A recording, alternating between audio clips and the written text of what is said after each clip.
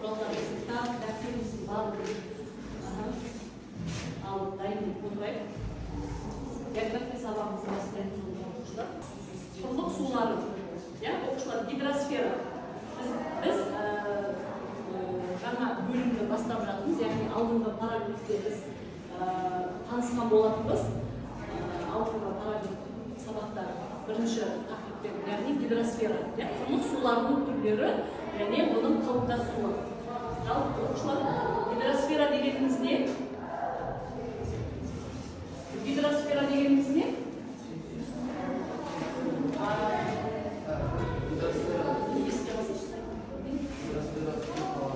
Гидросфера су қабығы, жер алапшағының су қабығы. Су алып жатыр. Бізде, яғни сулардың ішінде мұхиттар, көлдер, теңіздер, яғни гидросфера жеріміздің су қабығы, жеріміздің жалпы 4-3 бөлім, яғни 70%-ын су алып жатқанын барлығымыз жақсы түсінуге отыра ғой артынан. Жарайсың. Жақсы. Бүгінгі сабағымыз біздің құрлық суларының шаруашылықтағы маңыздылығымен танысатын боламыз оқушылар. Бүгінгі сабағымыздың мақсаты құрлық суларының қалыптасу жолдарын анықтау және құрлық суларының негізгі түрлерінің шаруашылық маңызын түсіну болып табылады. Бүгінгі сабағымыздың мақсаты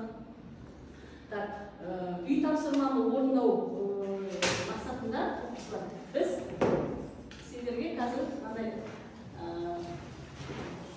ұялы телефондарын алып, QR кодпен үй тапсырманы, яғни сәйкестендіру, жеке жұмыс болып,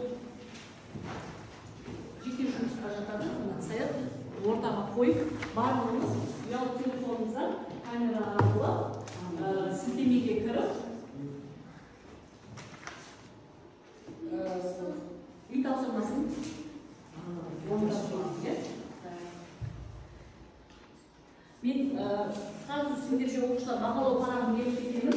Мына жерде сен топ ашсын, мына жерде бағалау парағында әр код сыныптағы 4 оқушының мына жерде атын жазып қойып, мына жерде біз бүгін 3 тапсырманы орындайтын боламыз. Әр тапсырмаға қанша балдан жинап отырды, бірге қойып отырасың, жай ма? Міне мына жерде Жансая бағалау парақшасын толтырып отырды. Мына жерде әр тапсырманың тұсына мынау Жансая жоқ, течке алмайсың, бал қоясың ба, кейін соңында есептейсің. Мына жерде 3 тапсырмада, бірінші тапсырмада Жансая қанша бал жинады, осының барлығын кейін қорытындысын шығарамыз. Мына жерге 4 оқушының атын жазып қойдықтар ма, есімден. Мына жерде кім? Самал, сен осындағы топтағы оқушылардың аттарын жазып, балдарын тапсырманың тұсына балдарын қойып отырасың. Әр тапсырмада өздері кім Жансая топ басшысы қойып отырыңдар. Соңында қорытындысын шығарамыз. Алдарыңа үй тапсырманы орындау ретінде QR код берді. Бәріміз кіре алдық па? Камерамен кіріп, сәйкестендіру тапсырмасы, орында береміз. Сәйкестендіру. Құрлық суларына қатысты бірнеше атауларын өз орын-орнымен сәйкестендіріп, ең соңында егерде дұрыс шықса, соны сендерді марапаттайды ана жерде. Мына пікір алдыңда? Құрлық суларының құрамына не кіреді? Құрлық суларына. Не кіреді құрлық суларының құрамына? Өзен. Өте жақсы.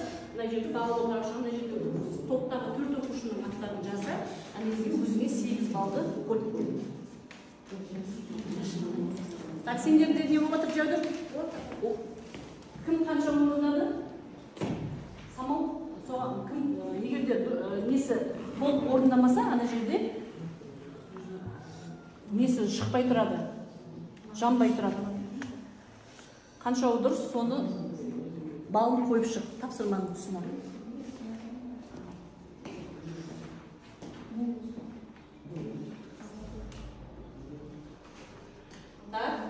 Болса, бір тексеріп жіберейік, үй тапсырмасын қаншалықты дұрыс орындағанымызды. Құрлық суларының құрамына не кіреді екен? өзендер, көлдер, жер асты сулары, мұздықтар, батпақтар, жазғы су көздері. Өте дұрыс. Так. Келесі. 12-16 километр тереңдік аралығындағы суларға Жансая?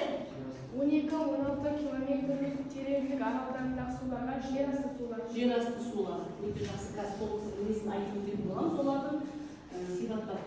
Келесі. Жер астында мезгіл фонтан тәрізді атқылап шығатын ыстық бұлақтар не деп айтамыз? Гейзер. Дұрыс сәйкестендірдік па? Өте жақсы. Су жинау алабы мол өзенге қандай өзен жатады? Амазонка. Яғни Амазонка қай құрлықта?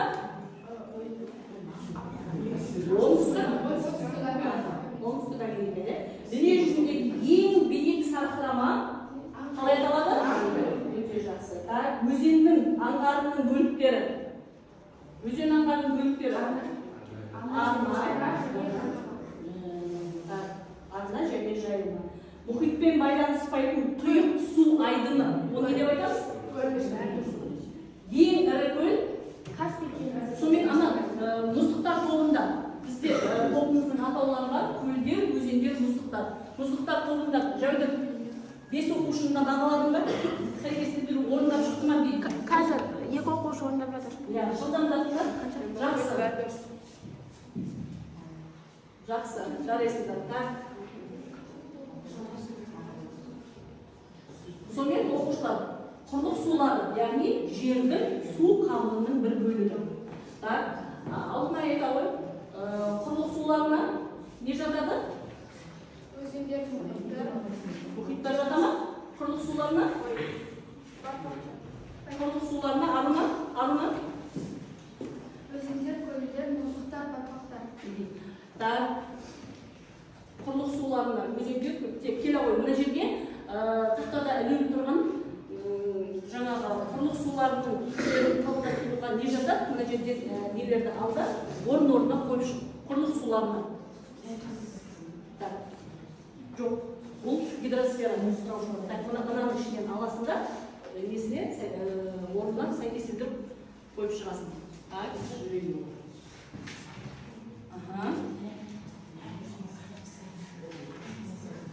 Жер асты су, көлдер, өзендер және батпақтар, мұздықтар. Жарайсың отырады. Оқушылар, құрлық сулары, яғни жердің су қабығының бір бөлігі. Өзендер. Өзен дегеніміз не? Табиғи күрделі жер. Олда өзендерде көптеген құрамдас өзендер жинақталған. Өзен ол өзі жасаған табиғи ортамен ағатын, табиғи ортамен шешіп ағатын су ағатын болады. Өзен дүние жүзі бойынша ең үлкен өзен ол Амазонка болып табылады. Келіп картадан көрсетеміз. Картадан дұрыс тұрамыз. Амазонка дұрыс ары керек тұр, жауып қойма өзің картаны жаппай сәл ары керек тұр. Ол атасы құрлықтың атын ата, өзенді көрсет. Оңтүстік Америкада. Ең үлкен өзен ол Амазонка. Амазонка өзені. Жарайсың отыра ғой.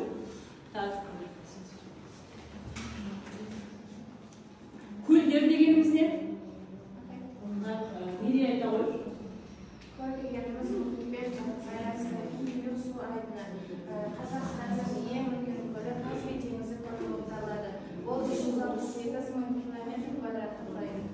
Километр квадраттық құрайды. Құрлық ішіндегі суларға толы көлдер дербес көлдер болып табылады. Картаға келіп, яғни Қазақстан көлдерін көрсетіп өтесіз. Қазақстанның картасына жақындап. Каспий теңізі көлі, Арал теңізі көлі, Жайсан көлі, Балқаш көлі, Ыстық көлі. Ала көл, Ыстық көл, Қазақстанда есесеп, Ала көл, жарайсың отыра ғой. Яғни құрлық сулардың құраушы мұздықтар, көлдер, жер асты сулары, яғни бұл біздің әлемдік су қорының 3,5%-ын құрайтыны. Жер асты сулары танысып шығайық, одан кейін топтық жұмыс тапсырма берілетін болады. Жер асты сулары жер қыртысының белгі бөлігінде жер асты суын айтады екенбіз. Жер асты сулары толықтырып кетейікші. Қазақстанда бізде жер асты сулары Қазақстанда қанша пайыз жер асты сулары құрайды? Қанша пайыз жер асты сулары құрайды? 50%-ға жуығы, соның ішінде ол бізде оңтүстік Қазақстанда 50%-ға жуығы жер асты сулары бар екенін білеміз. Жақсы. Гейзер, яғни жер астынан мезгіл атқылап тұратын, яғни бұл гейзер дегеніміз жанартау белсенді өте жиі жанартау атқылап тұратын аймақтарда көп кездеседі.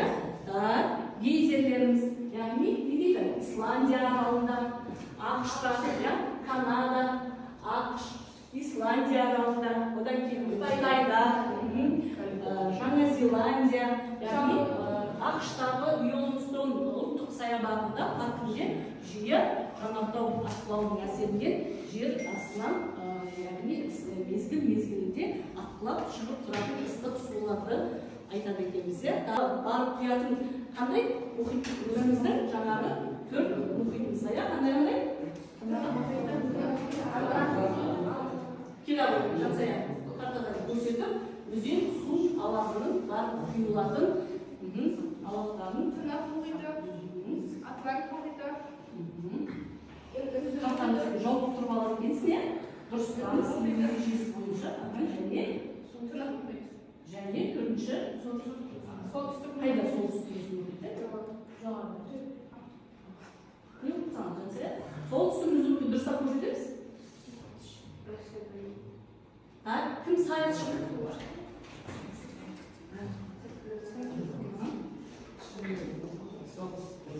Дұрыс. Көрсетеміз төрт мұхитты. Тынық мұхиты, Атлант мұхиты, Үнді мұхиты, отырады. Бастауы дегенімізде өзеннің бастауы. Өзен бастауы қайдан алады? Өзен суы бастауы қайдан алады?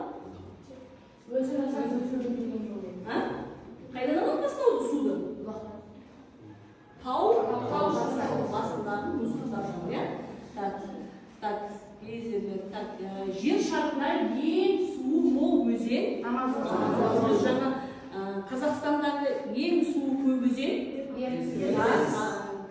Ерасыл келі Қазақстанның өзендерін бізде Қазақстанда ең ірі 1000 километрден асатын қанша өзен бар? Жалпы ірі километрі 1000-дан асатын. Дұрыстырмыз ба? Қалай үйретесіңдер? Көрсетеміз.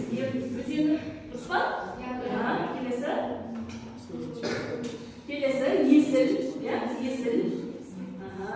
Келесі Тобыл. Тобыл өзені қайда? Біз не істейміз? Атласты ашамыз. Кескін картаға аталған нысандардың барлығын белгілейміз. Кескін картаны да ашамыз. Мен қазір тексеремін. Кескін картамен жұмыс орындайтын боламыз.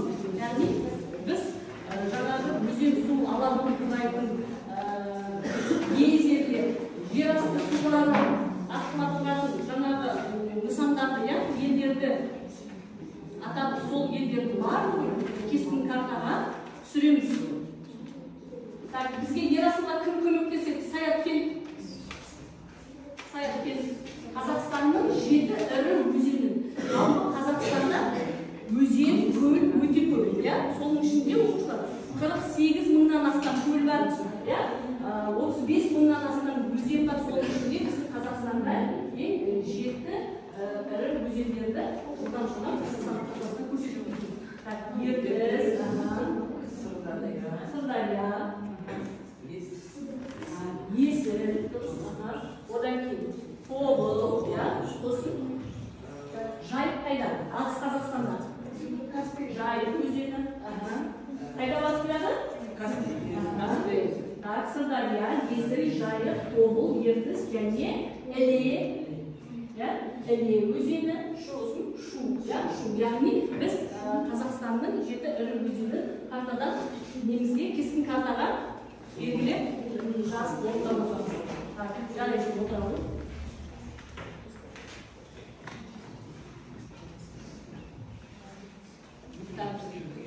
Жауды көл дегеніміз не? Тұра ғой, көлге сипаттама беріп кетейік. Көл дегеніміз күндегі табиғат жүйе. Ол көптеген құрамдас бөліктерден құралған. Көлдердің тектоникалық әсерінен жанар ауа-райынан қарасты, сағалық, мұздылық деген сияқты су массасының шығуы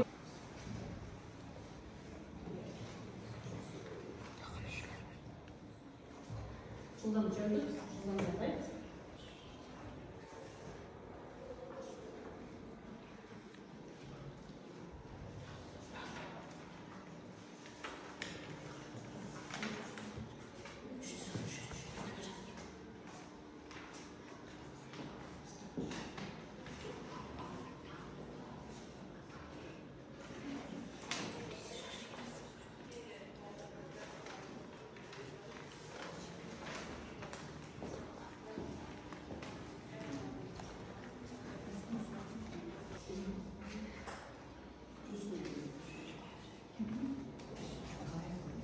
Уақыт болды, оқушылар аяқтаймыз. Біз қазір оны қорғап, және ары біздің тест тапсырмыз, тест жұмыс орындайтын жұмыстарымыз бар. Жылдамдан бері, Мерей кел, дайынбыз ба? Кел, Мерей өзің шығып, сіздерге қазіргі әр оқушының орындаған тапсырмасын өтеші. Неңді, сосын жазасын, атыңды пока орындай бер жылдамда. Тесттерді орындап болғаннан кейін ат жүлдегі жас маған өткізілді.